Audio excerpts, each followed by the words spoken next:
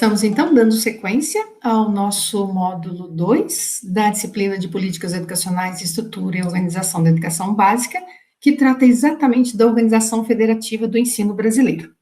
Nós já sabemos que o objetivo desse módulo é fazer com que a gente identifique os entes federados e as funções em relação à educação.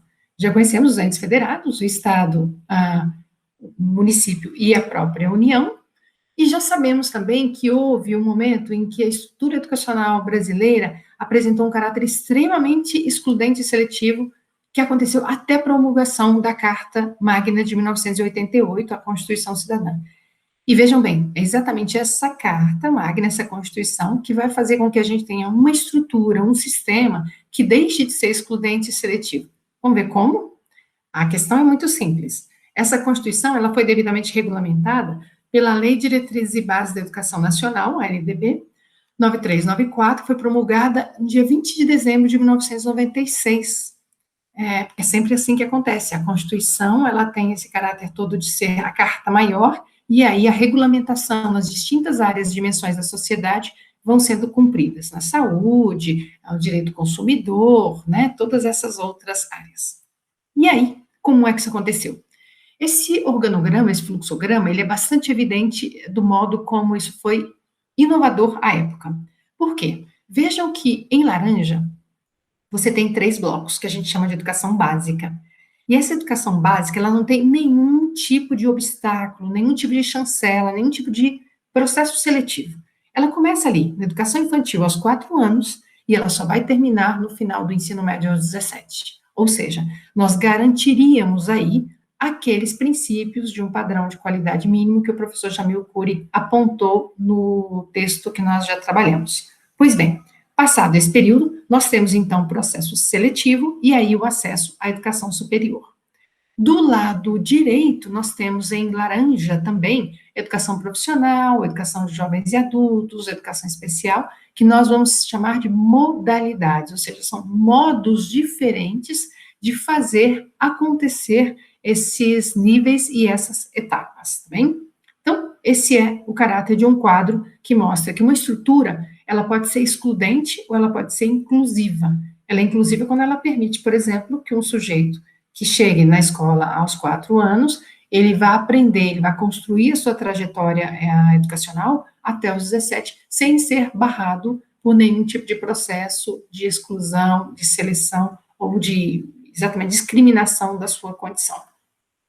Para a gente poder ter uma ideia, como os contextos são importantes para poder compreender tudo isso, quando a Lei de Diretrizes e Bases foi aprovada, em 1996, o ensino fundamental tinha apenas 8 anos. Boa parte de vocês talvez tenha estudado só até a 8ª série. A geração que acessou a escola a partir de 2013 tem 9 anos de escolarização. Ora, por que é que mudou? É um ano a mais? Não, significa exatamente a compreensão de que nós temos fases no ensino fundamental. Por compreender um período tão longo, né, das vidas das nossas crianças e jovens, ele precisou, então, ser dividido em fase 1 e fase 2. Então, em alguns municípios e estados, às vezes são 3 ciclos. 3 ciclos com os 3 primeiros anos, 3 ciclos com os segundos, né, o outro conjunto de 3, e mais 3 no final. Muito bem, essa organização e essa estrutura, ela demonstra de forma muito clara que você tem uma educação básica que é formada por educação infantil, ensino fundamental e ensino médio. Vejam bem, educação infantil, ela tem exatamente um caráter diferenciado daquilo que nós chamamos de ensino. Por quê? Vamos ver já nas funções. Os processos seletivos acontecem aqui, no final da educação básica, e aí aqui acontece a educação superior.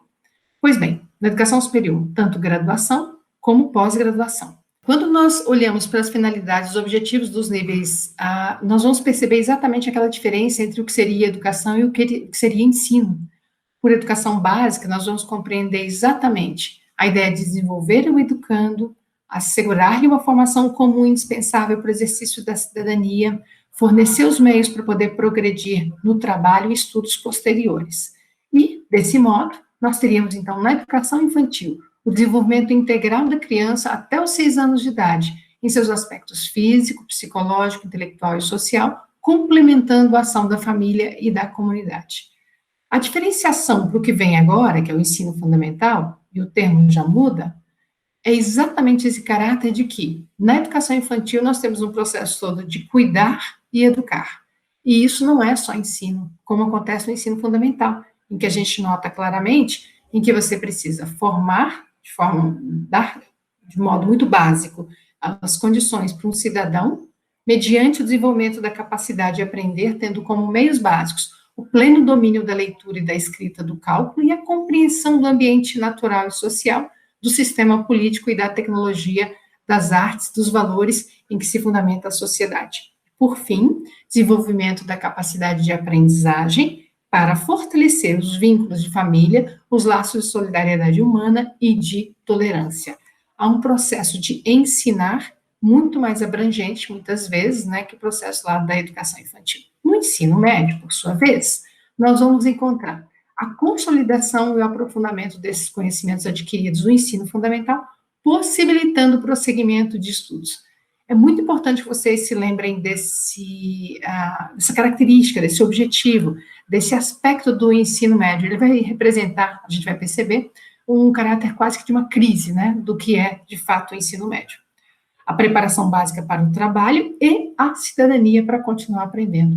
Vejam bem que não é ou, é e, tá bem? Então, um aspecto não exclui o outro, tá bem? Necessariamente eu tenho que um convívio aqui, tanto da ideia toda de que um trabalhador, ele deve ser ao mesmo tempo um cidadão, e um cidadão, até para poder exercer a sua cidadania, ele tem essas ferramentas todas do exercício de uma profissão, de um ofício. O aprimoramento do educando como pessoa humana, incluindo a formação ética e o desenvolvimento de uma autonomia intelectual e do pensamento crítico. De novo, aquela trilogia, né, que nós já conhecemos bem.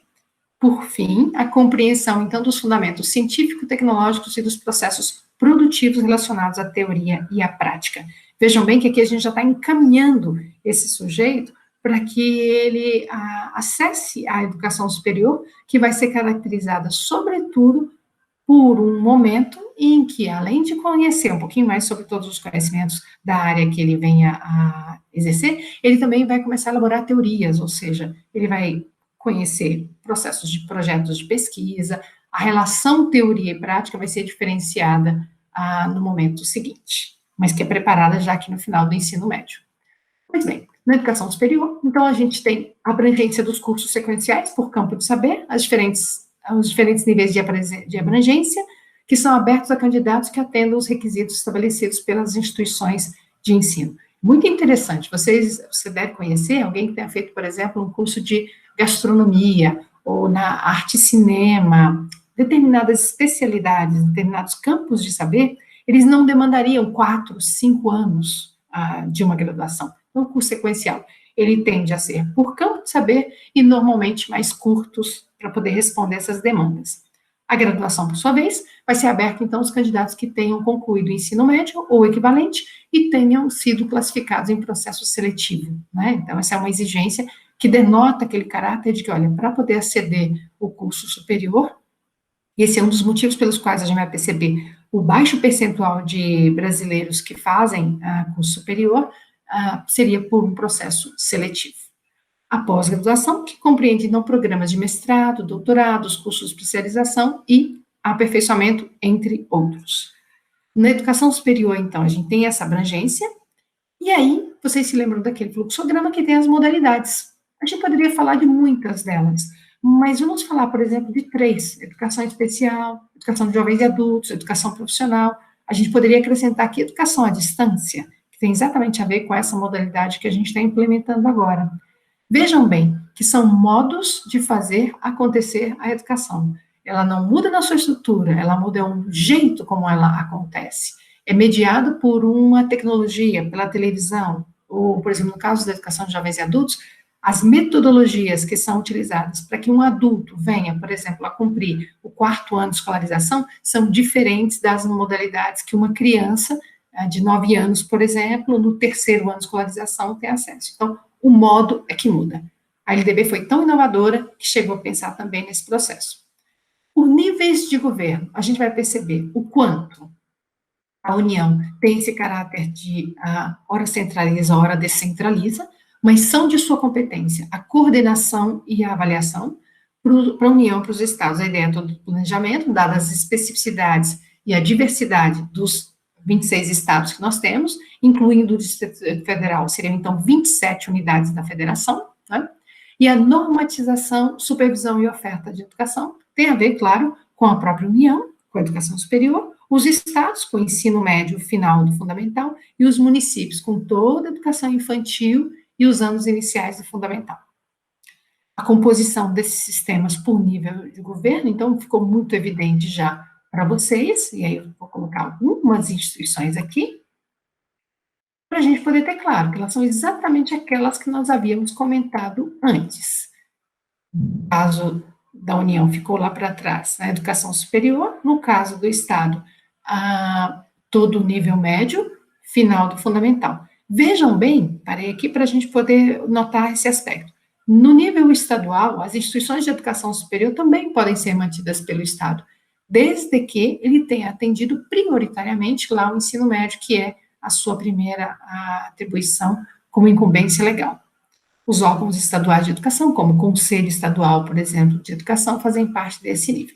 As instituições municipais, né, e instituições particulares de educação infantil, quando os municípios optarem por compor com ele um sistema único de educação básica. A gente vai ver que isso nem sempre acontece, ou quase nunca acontece em relação aos 26 estados do Brasil, ou as 27 unidades da federação, se a gente inclui o Distrito Federal, que não é estado, né, todos sabemos. Nível municipal, então, nós temos as instituições de educação infantil e de ensino fundamental e médio, mantidas pelo município, as instituições particulares de educação infantil e os órgãos municipais de educação. Pois bem, se nós tínhamos lá o Conselho de Educação do Estado, o Conselho Estadual de Educação, no município a gente tem um Conselho Municipal de Educação. Então, essa seria a equivalência. Qual é o movimento que a gente percebe de forma muito clara? Isso é importantíssimo para a gente poder compreender e finalizar esse módulo. Em alguns momentos, a União tem um movimento de centralizar, em alguns momentos ela descentraliza. Então, nós vamos chamar isso de uma estrutura federativa em que ora centraliza, ora descentraliza seus processos de cumprimento da oferta de educação para todos, sem discriminação de qualquer tipo, de qualquer ordem. Vamos então para o próximo módulo nos próximos dias. Espero que tenham aprendido.